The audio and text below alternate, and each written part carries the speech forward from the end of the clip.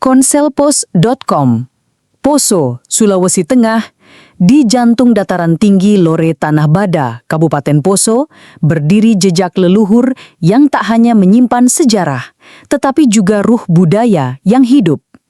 Dengan ketinggian antara 800 hingga 1.200 meter di atas permukaan laut, wilayah ini menjadi rumah bagi warisan megalitik yang tersebar di sepanjang lembah, serta satu peninggalan budaya yang tak ternilai.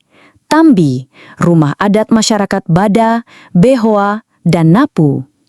Dalam bahasa Bada dan Behoa, rumah ini disebut Tambi, sedangkan di kalangan masyarakat Napu dikenal sebagai Sow.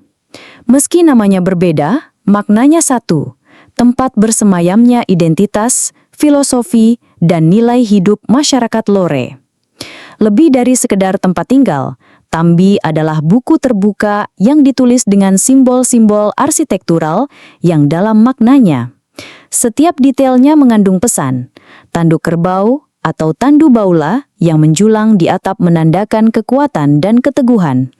Tombak atau tawala dan parang pusaka sebagai lambang kesiapsiagaan, kehormatan, serta perlindungan dari mara bahaya. Tidak hanya itu, struktur atap ganda pada Tambi pun punya makna yang kuat. Atap pertama diperuntukkan bagi raja atau bangsawan tertinggi, Tuana Mahile. Sementara atap kedua dihuni keluarga kerajaan, penjaga, hingga para pelayan. Ini mencerminkan sistem sosial masyarakat Lore yang hierarkis namun berjalan harmonis dalam tatanan adat. Simbol-simbol sosial lain juga terukir dalam struktur rumah. Di bagian bumbungan, terdapat tanda-tanda yang mencerminkan tingkatan kasta, mulai dari bangsawan, tuana, hakim adat, kabilaha, rakyat biasa, tauna maroa, hingga budak, hawi. Ini bukan sekedar pengkotakan sosial, melainkan penggambaran fungsi dan peran dalam kehidupan bermasyarakat. Material pembangunan Tambi pun mencerminkan kearifan lokal, batu alam, kayu betau, bambu pecah, dan ijuk pohon enau. Semua berasal dari alam sekitar dan digunakan secara bijak. Sebuah teladan tentang bagaimana manusia dan alam dapat hidup berdampingan secara harmonis. Menurut maestro sastra tradisi Sulawesi Tengah, Yonatan Toki, Tambi bukan sekedar bangunan tua. Ia adalah puisi arsitektur, narasi hidup yang berdiri dalam wujud fisik. Tambi adalah buku budaya yang berdiri tegak. Setiap elemen di dalamnya adalah simbol naratif, dari tanduk kerbau, tombak, sampai bentuk atapnya. Ia mengajarkan tentang kekuasaan yang bersandar pada nilai spiritual dan tatanan adat. Maka, ketika kita kehilangan Tambi, kita kehilangan sebagian narasi hidup kita sendiri, ungkap Yonatan Toki.